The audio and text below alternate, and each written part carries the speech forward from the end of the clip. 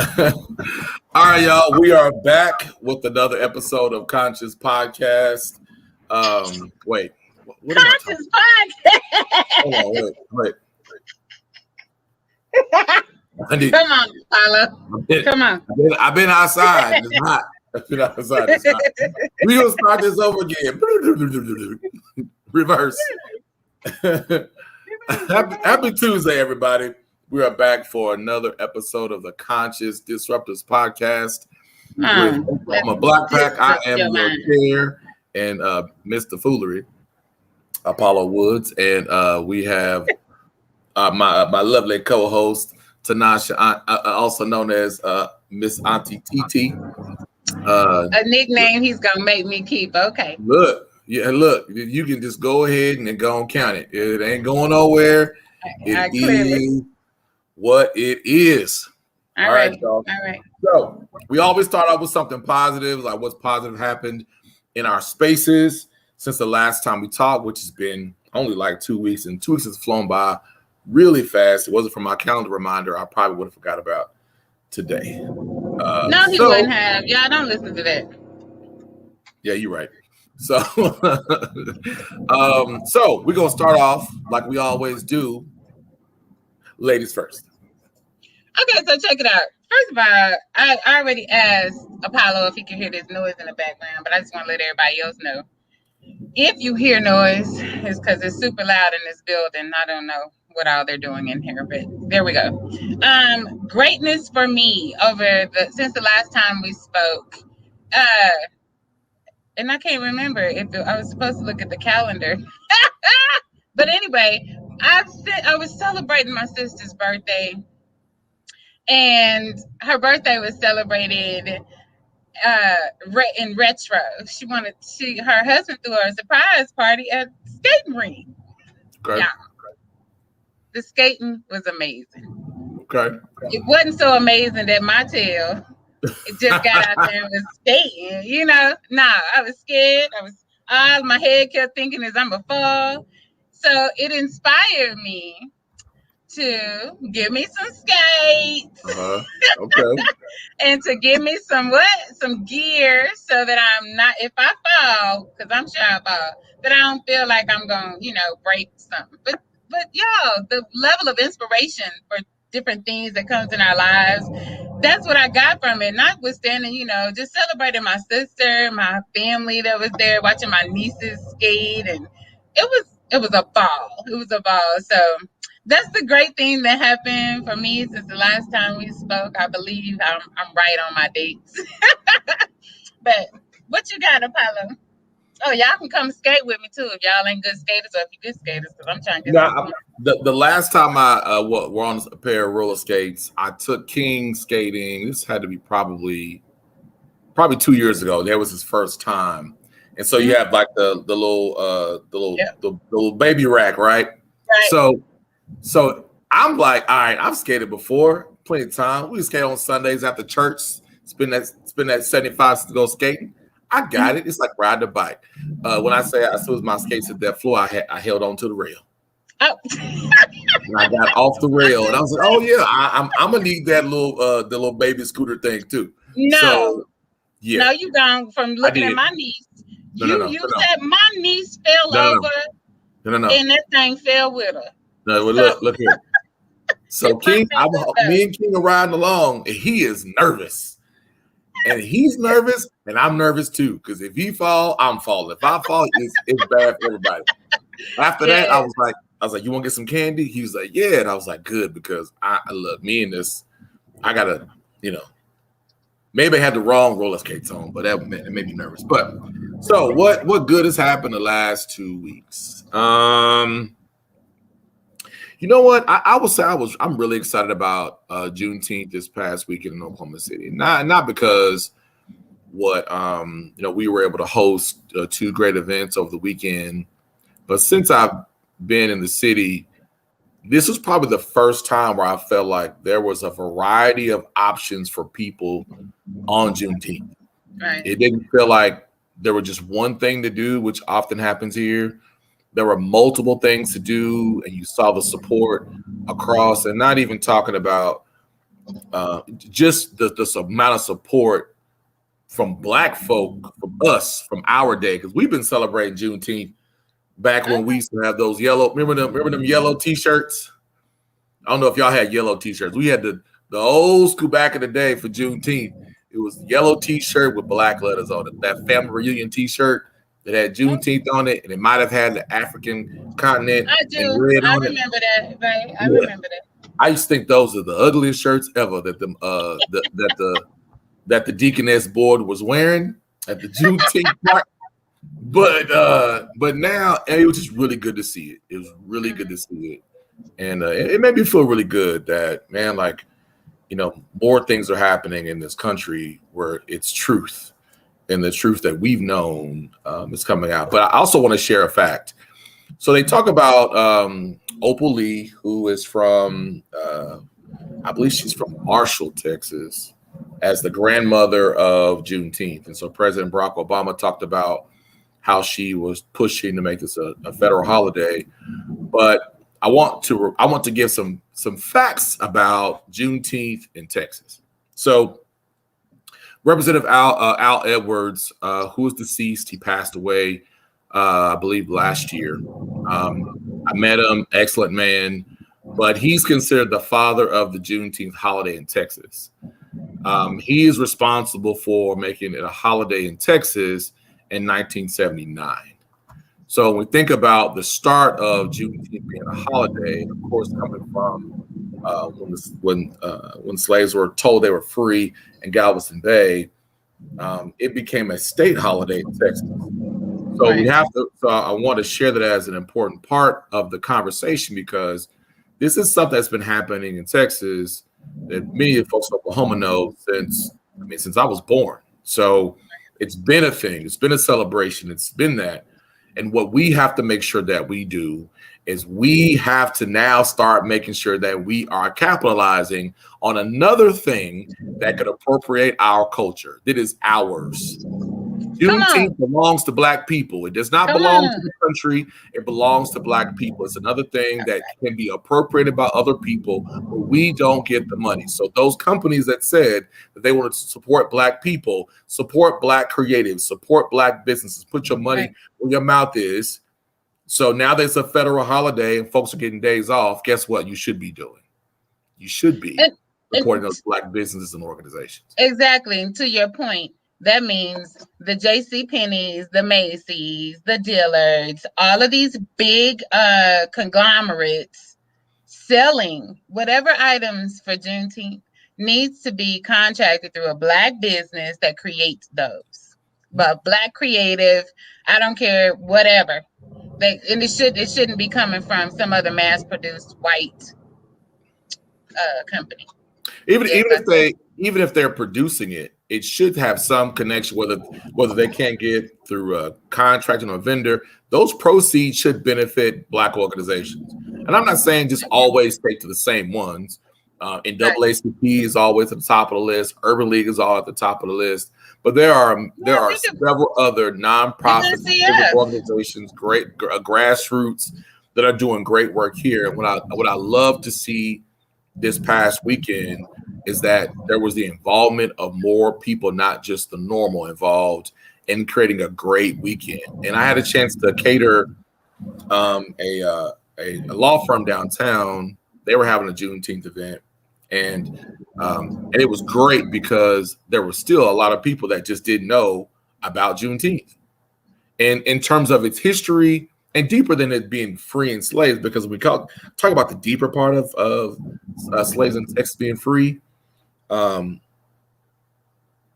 Confederate didn't want them to be free. Come on. This is why they didn't know. So this is the other part we go right back to, and that people can say, you're always talking about slavery and racism, but that is the reality of our history, that they didn't know for 2 years because they were trying to hold on to their enslaved people, to hold on to their property. Mm-hmm. These landmarks, these time periods are very important for us to recognize. But overall, I think it was a great time. And then everybody that's listening, if you know someone that owns a Black-owned business, that wants to create a Black-owned business, Juneteenth is another obvious opportunity for you to position your Black-owned business to be profitable. So there shouldn't be no question on where we find Juneteenth shirts or African themed regalia or fraternities and sororities. Like I haven't been able to find any fraternity since I've been back, and I don't even know where to look. But I got a t-shirt press now, so I might as well just make my own. You may as well make your own and go, and count those decades. But that's another thing, that if people are not from Oklahoma City, things that did exist at one time, for whatever reason, are gone, and it has nothing to do with COVID-19. They were gone well before then, and I'm speaking of specifically stores for fraternities and sororities. Yep. It just makes sense. It makes sense for us to have that type of reach within your city. I don't care if you got to drive 30, 45 minutes between Oklahoma City and Norman or Edmond or whatever. It ain't that far. Going further east, it ain't that far. We should be able to have that. So I agree with you, Apollo. But go and get that t-shirt print press ready. Heat up some letters. Look, I don't even know. It's a screen press. I don't even know how to work none of that stuff. We're working on that, trying to streamline some stuff. But so let's talk about a little politics. What so now that the 58th first half, I call it 58.1. Now that 58.1 has ended, from your place of being in that building, you're in that building now. How different was it this session compared to last session for you? Well, you know what? I'm glad you asked me that. I guess I hadn't even thought about it in those terms. So last session, of course, COVID, you're talking about 2020. So just to remind the folks, session is the first Monday of every February to the last working day of May. And so COVID took control, and we all left out of here. My last day in the building was March 17th in 2020. So very different. Really? March 17th. Yes. Damn. Okay, right. So all right. So the role that you play working with your member, what was it like? Maybe this is probably a better question. What was it like as you're the COO of Senator Mr. Reverend Dr. Preacher Pastor Advocate. Come on, give him all the names. Mr. Memphis. But how was it like for folks in your role having to be virtual for over a year? Right. Okay. So for me, and this is a real thanks, Apollo, this is real life. So, you're accustomed to getting up and going to your 8 to 4, 8 to 5, 9 to 5, whatever you have. So you have a routine. And I'm going to say from my perspective, the first 2 weeks, we didn't really know what in the world was going on because we didn't have laptops to take home with us. Some of our systems that we operate here, in order for us to sign on to legislation and submit different things, was only on our desktops, right? So we were stifled in such a manner in that. So for the first 2 weeks, I was speaking for myself. I was at home going, now what? I have a job. Where my folders at? Right, but everything, because I just didn't have anything that I could do. So anyway, after they got everything together, assigned everybody laptops, we were able to do our jobs like we do them here. We forward the desk phone to your cell phone. The drawback from that is people get your cell number or they don't answer your phone because you call them blocked. So, and still even today, the same thing, but ultimately the job can be done from home. The only thing that makes it better when you come into the building is it being accessible to the folks. But even when we came back into the building, you know, you had to still make an appointment. Depending on the member, they may not even want to be face to face. We're still doing virtual meetings, so it's still hold on. There were folks that didn't want to be face to face, and many of those legislators up there were not wearing masks. Exactly. That's a little ironic. But I can only tell you what I know about that. I don't know why, the ins or outs, or who it was. But my member was masked up, the only mask wearing senator, and throughout the session, period. Mm-hmm. My member did not come back to this building. I was in this building well before he was in the building when session started. So let's come on to this session, the 58.1 you call. So I came in because it just made for a easier work. If everybody's here and I'm getting things delivered to the office, stuff like that, it just makes it easier for me to do my job. So I'm in the building. And by the time my member came into the building, he was doubly vaccinated, but still wearing his mask. And constantly, you know, one of the things we did out of this office was let everybody know the COVID-19 number, you know, the numbers as they went up, down, or whatever.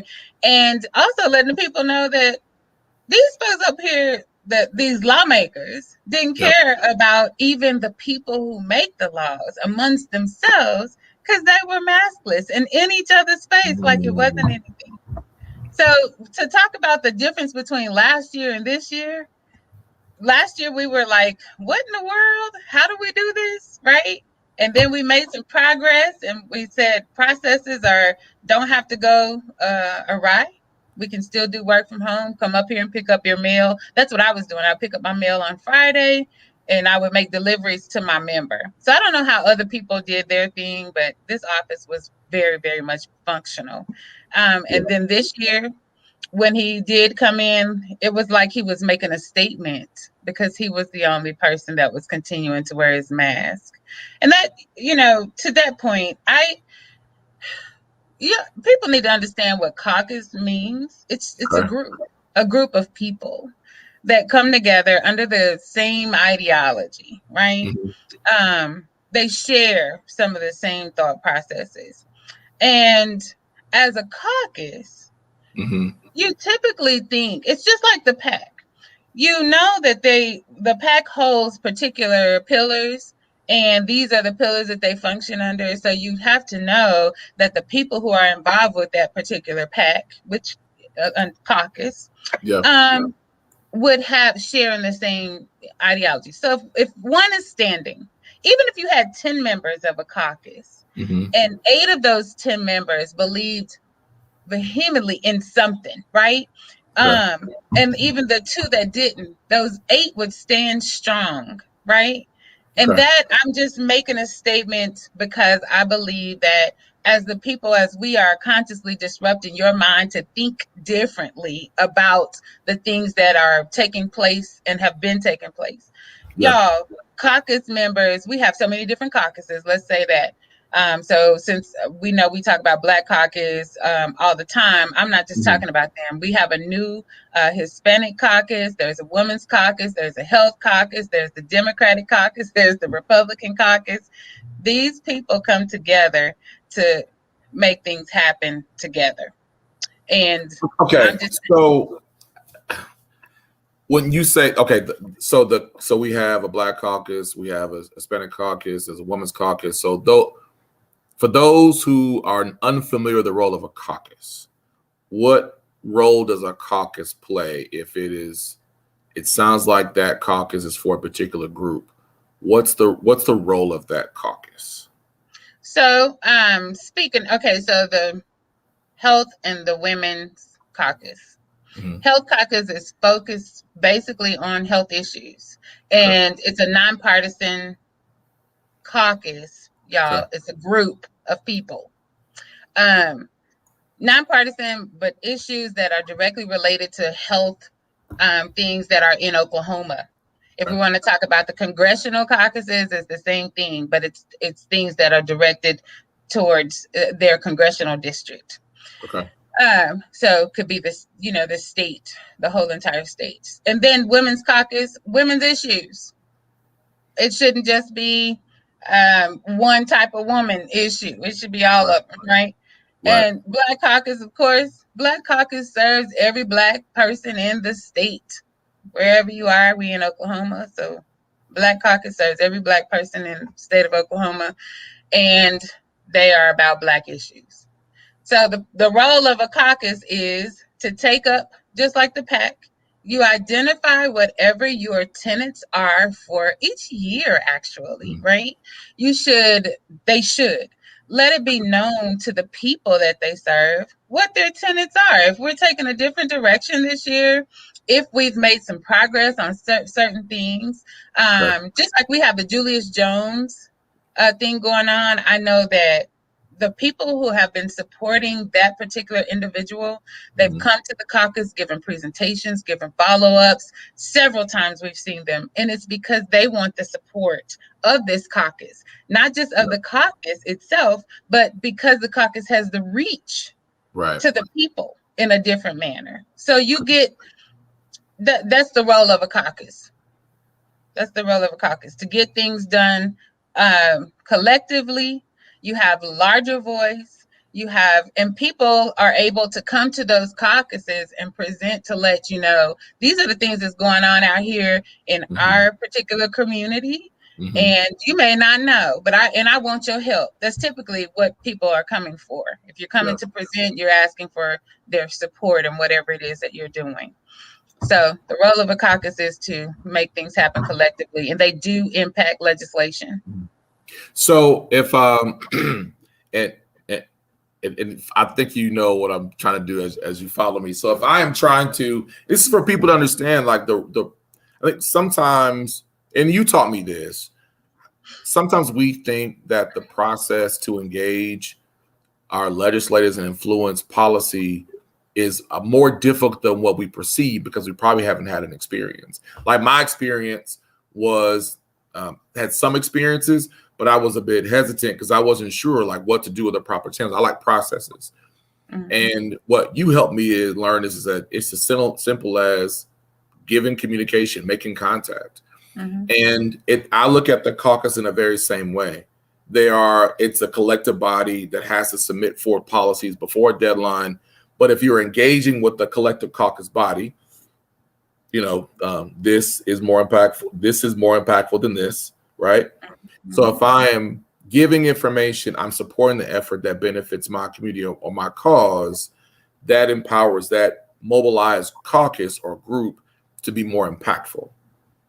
Is that am I along them same lines, or you about to? You are. But I want to emphasize they are more impactful if the people that are presenting also brings groups, right? So a caucus, what we're talking about, all these people are elected officials, right? What you have to realize is that I just gave an example. If there's 10 people in the caucus and 2 people don't agree, then you have 2 defectors. You have 2 people that you need to win over. Hold on. I'm sorry, I got to interject here. So my older sister had decided to join this thread, and this is what she said. If she's on, oh, what is going on? I don't know. Like, look, y'all don't watch this. Go do something else. Like she's Auntie TTV. What is she to me? Hilarious. It ain't mama's sister. So what are you talking about? Look, go take a nap. Whatever. That's hilarious. That's my older sister. She's my older sister. Thank you for that laugh for today. Apologies for giving me names. That's what you're doing. Yeah. Yolanda, go take a nap. Anyway, back to what I was saying. I really want people to get this in their heads. If you have 10 people, 2 people are outside of the thought process, they don't support, then you need to, a lot of your concentration needs to be on those people who don't support. So let me give a better statistical number. If you have 10 people in and you only have support of 3, You really need to talk to the other 7 and at least get 5 more of those people on your side so your votes matter. It's just like the collective body of the Senate, the collective body of the House of Representatives. You're still lobbying for your cause or whatever it is, your legislation. So when you were saying they're more impactful by the number, those people together, that's important part to make that people need to see. When people call up here and they're saying, I know Senator Young votes pretty much the way that I would like for him to vote, I'm like, thank you so much for your call. That gives us an opportunity to interact with that constituent in a different way. But I always encourage that person, if I have to forward them the information, listen, there's 12 other people on this particular committee. I encourage you and implore you to call them, to reach out to them and tell them why it is. Don't just call and say, I want you to support or not support this particular piece of legislation. It's the same way with dealing with a caucus. And this gives you an opportunity to really formulate some good relationships. Yeah. If you're afraid, this helps you to step out that box. It's a matter of when you call your bill folk, when you call the bank, when you call whoever, and you're ready to just really lay into them because they've done this wrong every month. You've formed a relationship with that person. You don't know them, but you are advocating for yourself. So it's the same thing. So if you think about it in those terms, you won't fear no more. Just make the phone call. Right. And I was thinking about this today. Go ahead. I was just wanting to say I was thinking about this today, that you all know that I'm in this Capitol. Feel free to call, email me with whatever it is that you might be having a question about, because I'm here. That's what I'm here for. Okay. Well, and I think from that, as I was saying earlier about what I learned from you, is that, once you make that contact, you realize that it's actually not that bad. Right. So, so I'll use the example. You were like, hey, Apollo, there's a deadline for the interim study. You want to do an interim study? And I was like, man, that ain't got nothing to do with me. I don't even know what that is. Like, talk to Doc over here. She got something she want to do for the PAC. I ain't got nothing to do with that. And then we had a meeting, and it was like, all right, you said something, and I was like, oh. I was like, okay, then I should. Because it's how you explained it, where I was like, oh, this is why. And then when I actually did it and you explained it, I was like, it's that simple? Yeah. And then the more I start to engage and realize, it blows my mind how easy it is to start some of these processes and conversations. And then it just makes me wonder, and as we talk as a collective body on, as we're learning how to impact these processes, and then our responsibility to share, this is how it can be done.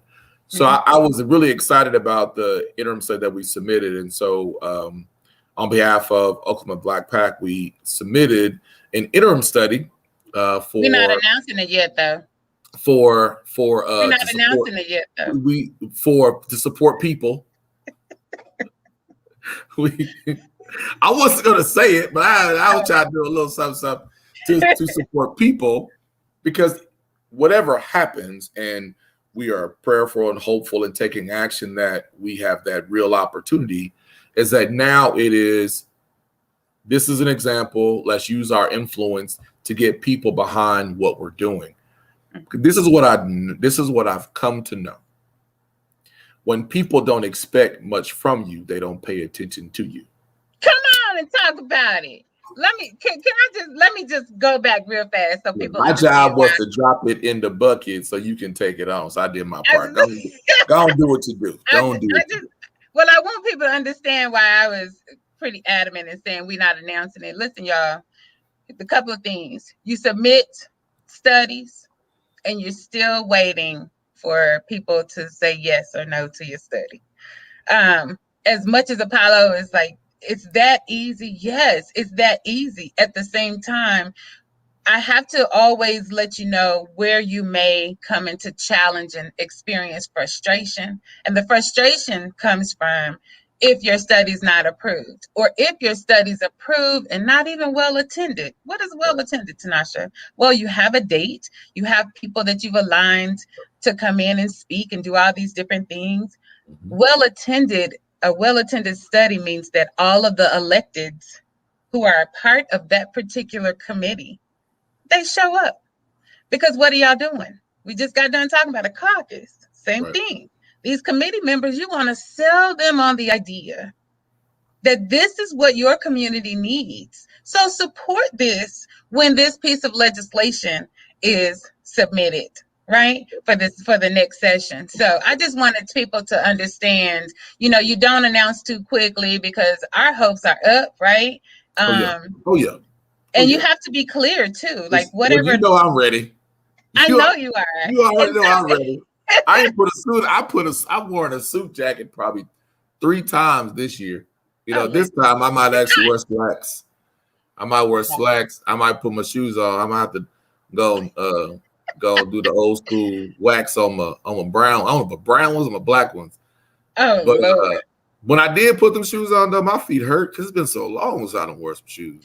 So many people are saying that, and I'm a tennis shoe wearer. off on that tangent, but it is yes, like you said, we're making it something to get started. It's easy to get started. The hard part of any process is the continuation. It's the persistence. That's the hard part. But getting started is easy. And just a bit of information. I firmly believe that you have to build your own network. So when you get started, you got people that are willing to support this effort from the beginning. Right. Because when they see your effort in the beginning, they see you sacrifice, they see you taking on the load, people will follow you. Yeah. Once you have built, and they know, if I know this person is going to show up every Sunday or every week or every month, right, I feel kind of bad if I don't, because I know they're working hard. So when you get to the part where it's hard work, the people who believe and trust in you will help you with that work. Exactly. This is not a solo project. So whether you see there's always some type of figurehead or point person, like this is the leader, but good leaders have great teams around them that make them great. Okay.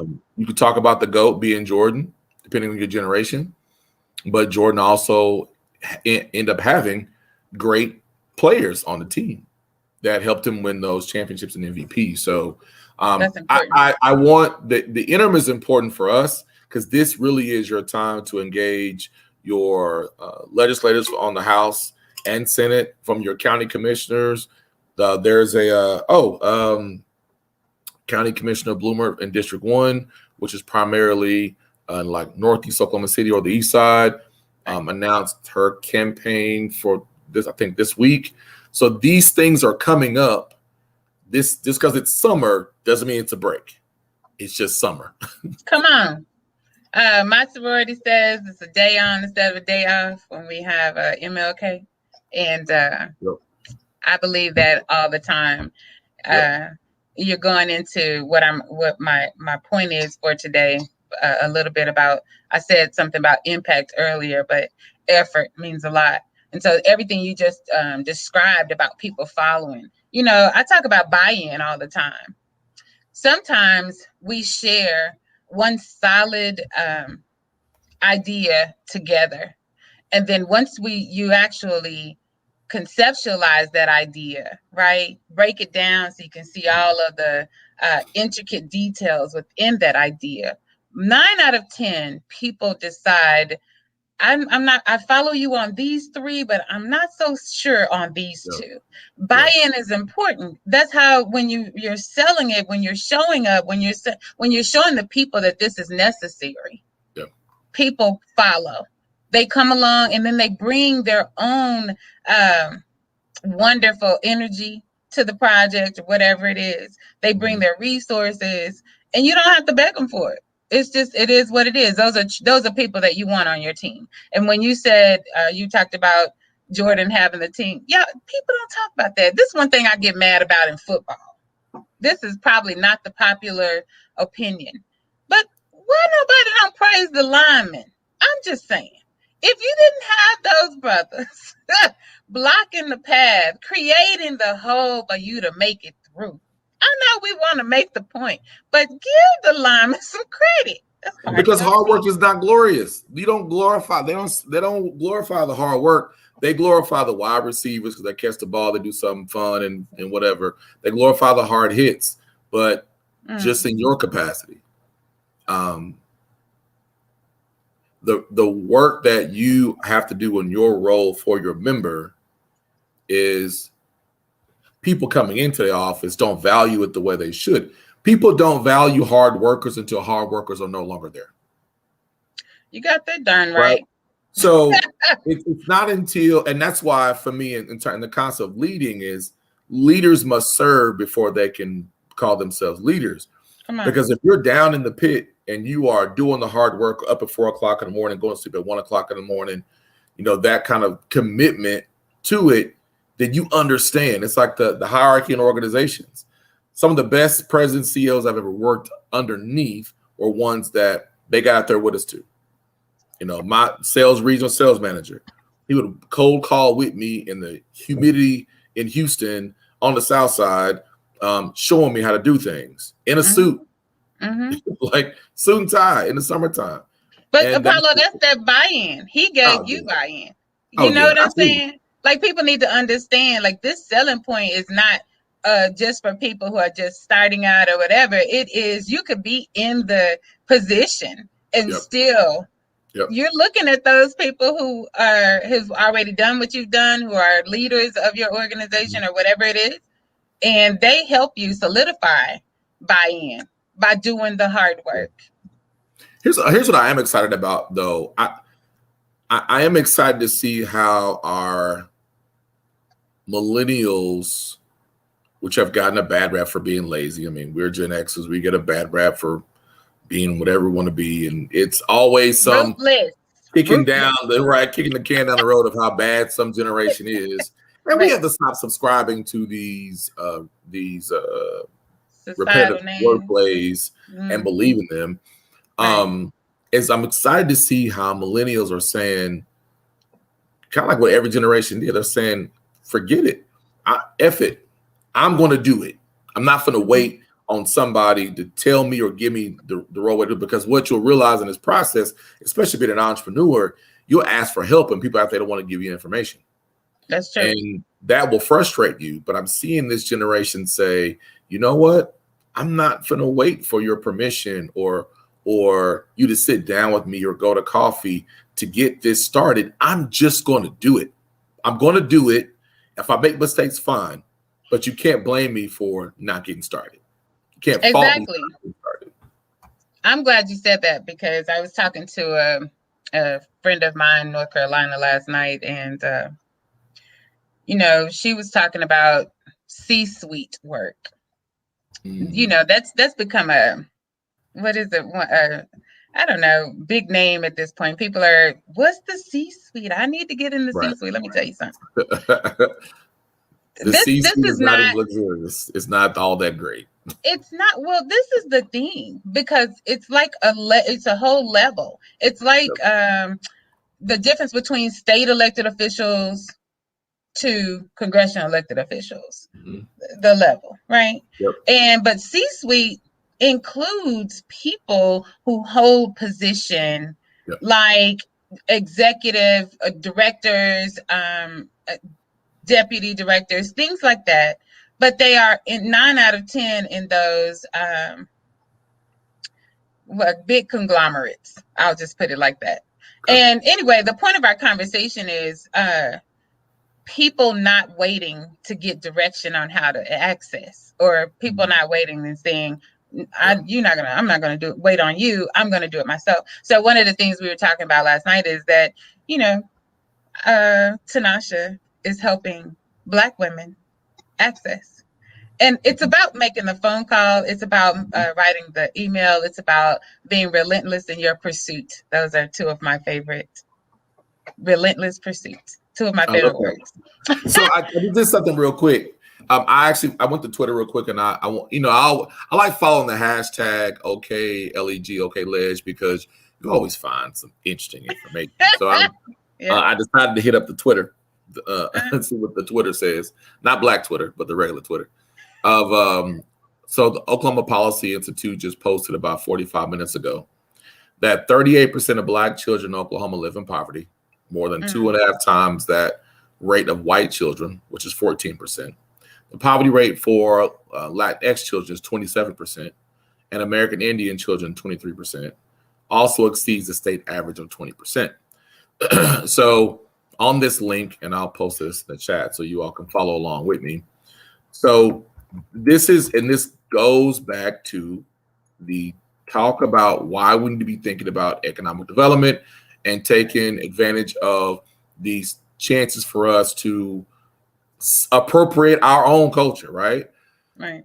Here's what this tab says. It says the 2021 Kid Count Data Interactive Book by the Annie E. Casey Foundation. The economic well-being in Oklahoma is ranked 33rd. This is where we rank as a people. Right. So in 2019, there were 38% of Black children living in poverty in Oklahoma. 40% of Black children are with parents who lack secure employment. We have... How many? You said 40%? Yes, 40%. And that means secure employment is a key indicator to the financial stability and well-being of a family. Income loss or disrupted daily living. So teens not in school and not working in 2019, 14% African American. You have children living in households with high housing cost burden.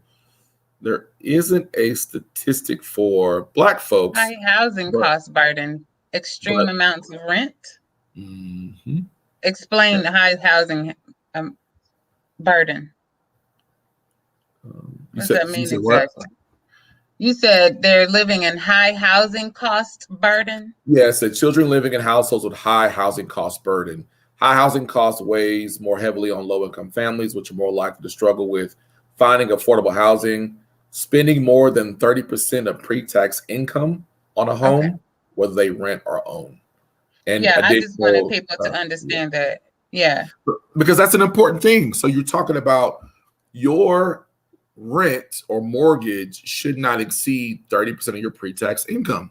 Right. So then how do you prepare yourself to have to spend 30% when there is no increase in job growth? We brag about Oklahoma City having a flat rate or low unemployment rate. But what is our job growth? How are we attracting jobs and bringing jobs? So when Governor Stitt says he's bringing these companies from California in, okay, cool. So you're attracting companies outside in, which is going to bring their people from outside in because there's lower taxes, lower cost of living in Oklahoma. But what about the people that live here? What about people that want to still live in their community, but their jobs are moving elsewhere, right? So in these conversations where we are rated high in morbidity, economic health, etc., where does this always go back to for us? It's always a connection back to freedom and liberation. Right. When I have my own land, I can create my own wealth. When I have my own land, I can feed myself. When I have my own land, I can create my own jobs to build my own homes. But how did that impact us? Why is it that our land is always the subject of being confiscated, stolen, robbed from us through mobs, killings, or even policy? Greed. I want to say because we always get the good land. We always had that good stuff. So, they see all the growing potential. Look, they actually are, this land is growing really well from them. So they want to take it. But, I'm laughing, but everything you said, having my own land, you started that out with 3 different statements. You can build your own wealth. You can do all these different things. Apollo, I need to impress upon the people, y'all, if you don't, you can have all that. The first thing that went in my mind when you said, if I have my own land, is I thought about people my age. Yep. And I talk about myself, because I'm going to have somebody help me till this land, because I don't know how to do it. You know what I'm saying? But being willing to do that, willing to put in the work, the level of effort that it takes for us to do the things that we say we want to do, and to gain the wealth that we say that we want and deserve. Yeah, it's not to be just handed. It can't be handed. It wasn't handed to anybody. You know, and I always think about the people who got law degrees and were doctors and things well before, when the HBCUs were first back in 1800s. When, you know, the effort it took for them to get their degrees. I'm saying these people persevered in a way that we can't even imagine, because they had to go through so much more than we do. And then we have all kinds of challenges, but it's the effort that we put into it to actually get it done. We can get some things done that goes into helping one another, believing in each other's Black-owned businesses. Don't tear each other down. Support it. I don't care if you buy one time and tell 15,000 other people to go. Right. Even if you can't buy one time, but you continue to tell other people to go to an establishment or an entity that you know that a brother and sister have created. That's good stuff.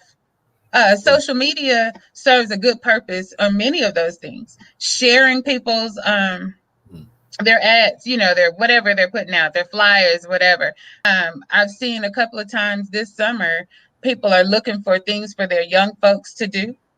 There's things floating around out here, and now I'm going to hit on something else. Are we putting forth the effort to apply? Are we talking to our kids about, you know, what they would like to do? If they're telling us nothing, are we taking on that parental role and saying, you're going to do something to introduce them to things that they don't even know about? Listen, I'm trying to disrupt this morning. You understand? I need for y'all. I need for y'all to really think. But this is not a new conversation. This wasn't new to our parents. This wasn't new to other people. So it's that thing that is, at some point, you have to get off the pot. At some point, you got to get off your hands. At some point, you have to stop talking about what we don't have and change your conversation to what are you willing to create. That's right. Because if you're always, because we are a creative people, think about everything that Black people create becomes profitable. Everything is profitable. But how much of that are we profiting off for ourselves? So here's the, you know, I know we're based in Oklahoma City, and that's really a frame of reference. But, you know, when you think about Oklahoma City and Tulsa, but even some of the smaller cities, that, you know what, I'll take my hometown of Duncan. The success of Duncan, the health of Duncan was based off Halliburton. Now, when Halliburton moved its offices to Houston, they took a lot of money, it took a lot of growth. So now I talked to my mom, and she was like, there's a lot of Black folks moving to Duncan, but they ain't moving to the Black side of town. It's like, where they coming from? They're like, we don't really know where they're coming from, but they're not from here, but they're living, you know, on the other side of town, on the W side of town. And so it's just interesting because people like, all right, it's cheaper to live, and so if they're supposed to be in Black, cheaper to live in an area. Okay, but once I move in that area, are you opening up a door? Once you move in that area, are you connecting to the people there? Because you might have some knowledge and resource that can help the folks who are there. Because there's not been, every time there's somebody Black opens up something at Duncan, it doesn't last long. Oh, really? Here's what happens. One, there's not enough people. Duncan does not do a good job of attracting people to Duncan, knowing that we have the landmarks that we have. On top of that, you start having bigots and racists and people with this mob type attitude start to intimidate. Big trucks, revving their engines, all that kind of stuff. So it creates this fear. Now, I got some younger cousins that look, they with it. They about it. They're not gonna think about it first. Right? My own cousin, like they're not gonna think about it first. Whereas we might think about it. But is that a bad thing? Like it is. Because if you have to be able to figure out how you're going to overcome this level of intimidation. I get it. Can't. But when I say not think about it, I'm talking about them hot ones. I'm talking about like take 5 minutes, think about it. Okay, so what's the plan? You can counteract and do something if it's fighting, if it's whatever it is. But that first reaction to know, that very first impulse reaction, the policies are intended to arrest you, separate you from your family as Black people. Sure. So they respond first. Yeah, Stevens County got you because Stevens County love incarcerating Black people. Right. Well, then, the narrative for me at that point, and I know this is not popular, but the folk that's trying to do the intimidation thing first, listen, accountability means a lot, and I'm sick of it. All we do is say how we have to make sure that we're thinking for ourselves, we're thinking for everybody else. Listen, we proud sometimes. Sometimes do right, and we should be able to say and make them accountable for their not thinking actions as well. So that's why we're talking about legislation and changing things, even though it takes a long time. But the interesting thing about that, I mean, I totally agree with what you're saying, but for me, this is nothing new of what people do with intimidation tactics. Yeah. But when you understand that I know I'm going to open this and I'm going to experience some type of intimidation, am I prepared for that? I got the business model, I got the money, open the business, all that. That's the life that we live. I have to think about this is what's going to be said. Every time I post Black on anything, as OKC Black Eats, or wear something Black on my shirt, or on my whatever, I'm getting a look. Am I prepared for that? But it's like boxing. You don't go into a ring not expecting to be punched. But you go into a ring not expecting to be punched, guess what? It's lights out for you, buddy.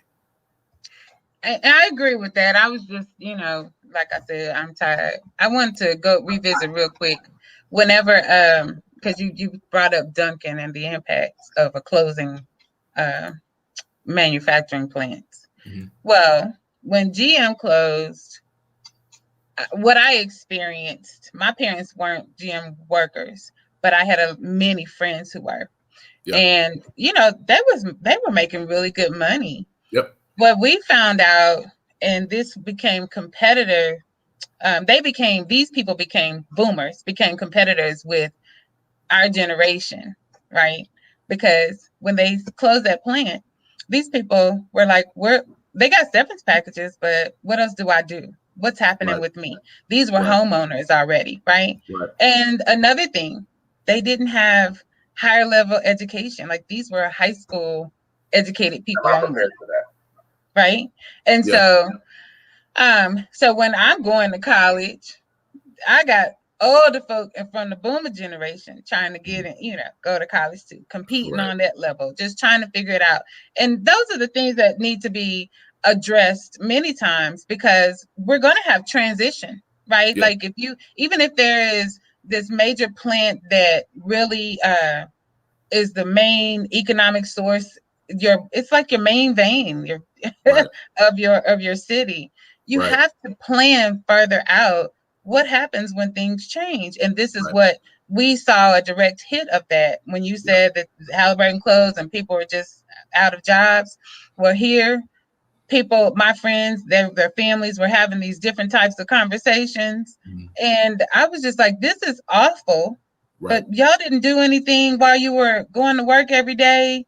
You didn't decide that you wanted to take a class to become certified in something, always increasing yourself. So that's a part of it too, because when we blame, change is going to happen. Right. Things are going to move. And so you've got to prepare yourself. It's always happening. One thing's going to happen always is change. Exactly. So that's another plug for self-preparedness. Right. Don't be, and recognize you're lazy. Come on. It's like, seriously, real. So we're going to craft our words. Oh, really? No, I call it think a thing. You have to add fuel to your ambition. Oh, that's so sweet. Anyway, let me tell you what Floyd said this morning. Floyd Mayweather said something this morning. You know, oftentimes I don't think Floyd says something great because, you know, whatever. Floyd Mayweather, you said? Yeah. So he actually said something really good. He said, there's 24 hours in a day. You got 8 hours you're supposed to sleep, which most folks don't sleep 8. Let's say you sleep 8. Got 16 hours left. If you work a 9 to 5, that's 8 more hours. You have 8 hours. You have 8 hours left. Of that 8 hours, when you add in the remaining time, adding on top, if you've eaten a meal, that's 45 minutes to an hour. Let's say you eat breakfast, lunch, and dinner. That's 3 more hours. So you got 5 hours left to do something for the rest of the day. If you got kids, homework, school, errands, all that kind of stuff. Right. So you have no time, technically. So he didn't end it like this. He said, you're going to have to find time to make time. You got the same 24 hours that somebody else has. Yep. And if you can't make time to prioritize supporting your Black-owned business, to sharing and promoting a Black-owned business, learning a new skill or trade, we have the internet. I mean, if people act like the internet's been around for 100 years, the internet has not been around that long. No. But there's so much free information on the internet. Even if you look on social media, on Instagram, there's somebody posting a business model plan for $35 you can download in Word format and make a business model plan. Yes, raising and accessing capital is a challenge, but it's also not a challenge if you know what you're doing. So we all have the 24 hours in a day. So if you are creating excuses for yourself to pursue something, it's a priority for you, then reevaluate your time. And again, I know it's difficult, especially when you have a family. Well, I know people that have families. The time commitment's different. So sometimes your weekend is your time. And you want your personal time back. But you still have to think about, like, if I have 24 hours, that is 7 days a week, what can I do with these 24 hours, 7 days a week to do something? And that might just be, I got 10 hours a week to allocate toward this effort to make me better and to create wealth for my family. So it's 12 o'clock on the dot right now. And, you know, Auntie TT is your segment.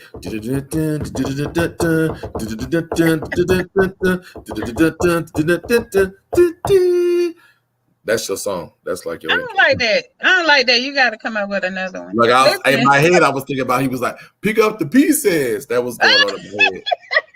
Well, I like pick up the pieces because it's my point today is relative to what I just said. Now, Apollo made it sound so eloquent, but I talk to myself in real life terms, and so I talk to everyone else the same way. So I don't mean, of course, any harm, but I need for people to think about these things. I said it already. Effort. This is our term for today. Being very conscientious about the effort that you put forth in the things that you do. Yep. Apollo just gave such a great, just thinking about the times of what we got in 24 hours and how we put it together. And you feel like, this is why I say recognize you're lazy, because in that time you say, I can't work out for an hour a day, but you can if you decide that that's a priority. So I'm just simply trying to leave everybody today with, please think about the effort that you're willing to put into the things that you say you want to have come to fruition, and do that. Write it down daily. Have it hanging in the bathroom. It's like an affirmation. This is what I want to do, and you will do it. Yay! That's what I got. That was good. Hey, y'all, we appreciate you all listening in and resharing this video. If you have not seen it, join us every other Tuesday. So hold on, we have one comment real quick. 1 hour less sleep a day is 7 hours a week to give us, let me put it up here. 1 hour less sleep a day is 7 hours a week to give us all 364 hours to learn and grow in a year. Come on. I like you. You know what I'm saying? I like that breakdown. I appreciate that. That was a cold breakdown right there. I like that. I'm telling you, I hadn't even put it like that when I was teaching. I would say I can function. What I realized is how many hours I could function on of sleep.